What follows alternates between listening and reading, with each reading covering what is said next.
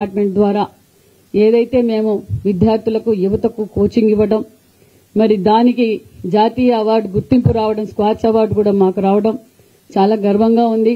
ఈ నెల 20వ తారీఖు కూడా మేము తీసుకుంటున్నామనే విషయం తెలుస్తూ దీనికి సహకరించిన దీనికి దిశ నిర్దేశించిన మాన్య శ్రీ ముఖ్యమంత్రి గారికి అదే విధంగా డిప్యూటీ సీఎం గారికి మరి యువగళం అధినేత విద్యాశాఖ మంత్రి గారికి మరి మా డిపార్ట్మెంట్ కూడా ప్రత్యేకమైన ధన్యవాదాలు. మరి అదే విధంగా ఈ రోజు బీసీ హాస్టల్స్ కూడా నిన్నటి రోజు కూడా కలెక్టర్స్ కాన్ఫరెన్స్ లో ముఖ్యమంత్రి గారు ఆదేశాల మేరకు గతంలో ఈ 15 నెలల్లోనే బీసీ హాస్టల్స్ అన్ని రెన్యువేషన్ జరుగుతున్నాయి, బీసీ గురుకులాల్లో కూడా రెన్యువేషన్ జరుగుతున్నాయి అన్న విషయం కూడా మీకు అందరికీ తెలియజేస్తూ, అంతేకాకుండా మరి విద్యాశాఖ మంత్రి గారు ఒక మంచి నిర్ణయం తీసుకున్నారు. మరి ఈ రోజు విద్యాశాఖలోనే ఎంతో నాణ్యతమైన విద్య అందుతుంది.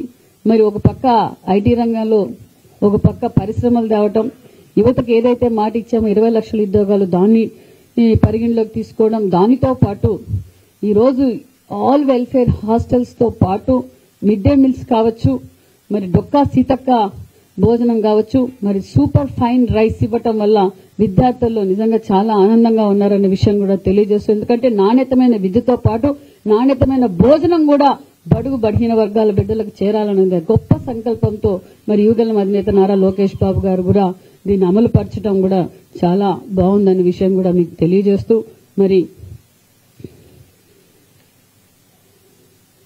నిన్నటి రోజు మొన్నటి రోజు సోషల్ మీడియాలో చూసాం,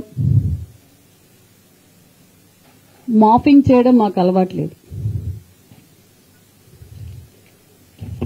మరి నిన్నటి రోజు అనిపిస్తుందా, నిన్నటి రోజు నా ఫోటో పెట్టి మాఫింగ్ చేశారు వైసీపీ వాళ్ళు. ఎందుకు మీరు ఇలా మాఫింగ్ చేస్తున్నారు? భయపడే కదా. మిమ్మల్ని మేము అసెంబ్లీకి రమ్మన్నాం, ఇలా మాఫింగ్ చేయడం. మా నిన్నటి రోజే ముఖ్యమంత్రి గారు కూడా కఠినమైన చర్యలు తీసుకుంటున్నామని చెప్పారు. నేను కూడా కంప్లైంట్ ఇచ్చాను. మీకు చేతనైతే మీరు చేసిందేంటి, మేం చేసిందేంటో చర్చించడానికి సిద్ధమేనా? ఇలా మాఫింగ్ చేయటం, రపరప నరుకుతామని చెప్పటం, ఇలా చీప్ ట్రిక్స్ చేయడం వైసీపీ పార్టీకే చెల్లుతుంది. దీన్ని ఉపేక్షించే ప్రసక్తే లేదు. దీన్ని నేను కంప్లైంట్ కూడా ఇచ్చాను. ఖచ్చితంగా కఠినమైన చర్యలు తీసుకోమని కూడా తెలియజేశాను. ఈ మాఫింగ్ మరి ఈ వైసీపీ పార్టీకే అలవాటు అనుకుంటా ఇలా చీప్ ట్రిక్స్ చేయడం. మేం క్లారిటీగా చెప్తున్నాం. మరి నిన్నటి రోజున రోజా గారు మాట్లాడారు. సవితమ్మ ఫస్ట్ ఎమ్మెల్యే, ఫస్ట్ మంత్రి సవితమ్మ గారు చంద్రబాబు నాయుడు గారి మెప్పు కోసం ఇలా మెడికల్ కాలేజ్ గురించి దుష్ప్రచారం చేస్తూ ఉంది అని అన్నారు. నేను దుష్ప్రచారం చేయడం లేదు. మరి మీరు కూడా మరి మీరేమన్నా పుట్టకతో రాజకీయ కుటుంబం నుంచి వచ్చారేమో నాకు తెలియదు, కానీ నా ఫస్ట్ టైం ఎమ్మెల్యేనే, ఫస్ట్ టైం మంత్రే. మా చంద్రబాబు నాయుడు గారు మాకు నేర్పింది సభ్యత, సంస్కారం, అభివృద్ధి మీద మమ్మల్ని రెచ్చిపోమన్నారే తప్ప మాటల్లోనూ అసభ్యకరంగా మాట్లాడడంలోనూ మాకు నేర్పలేదు రోజా గారు. మరి నేను మెడికల్ కాలేజీల గురించి అబద్దాలే మాట్లాడింటే మీకెందుకంత భయం? 17 మెడికల్ కాలేజీ గురించి చర్చించడానికి మేము సిద్ధంగా ఉన్నాం. మీరు రాజకీయాల్లో కొత్త నేనన్నచ్చు. మరి మీరు పుట్టకతో రాజకీయాలు వచ్చినప్పుడు నగర్లో మీరేం అభివృద్ధి చేశారో? నేనేం తిరుపతి లెటర్లు అమ్మలేదు. టూరిజం మినిస్టర్ గా మీరేం చేశారో?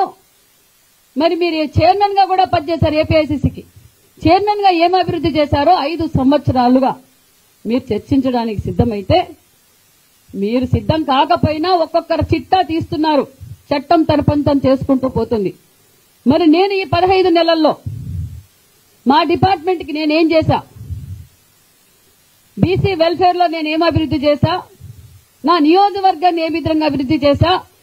పెన్నగొండల నియోజకవర్గంలో ఉన్న ప్రోటోకాల్, టీటీడీ దర్శనం ప్రోటోకాల్ ఎంతమందికి చేయించా? ఎంతమంది నియోజకవర్గం ప్రజలకి నేను దర్శనం చేయించా? అదేవిధంగా హ్యాండ్లూమ్స్ అండ్ టెక్స్టైల్స్ ద్వారా నేను ఏం పనులు చేశా? మరి నేను చర్చించడానికి సిద్ధంగా ఉన్నా. నగిరిలో మీరేం చేశారో, నగిరిలో తిరుమల దర్శనాలు ఎంతమంది చేపించారు, మీ డిపార్ట్మెంట్ ద్వారా ఎంతమందిని చేపించారో మీరు చర్చించడానికి సిద్ధమైతే, ఎందుకంటే మీరు సీనియర్లు, మీరు కూడా తెలుగుదేశం పార్టీలో ఏబీసీడీలు నేర్చుకున్న వారే. మిడతల రజనీ గారు మీరు కూడా ఇక్కడ పెట్టిన మొక్కే. మరి ఇంకా వలస పక్షులు మాట్లాడుతున్నారు. నేను ఎవరితో అయినా చర్చించడానికి సిద్ధమే. మరి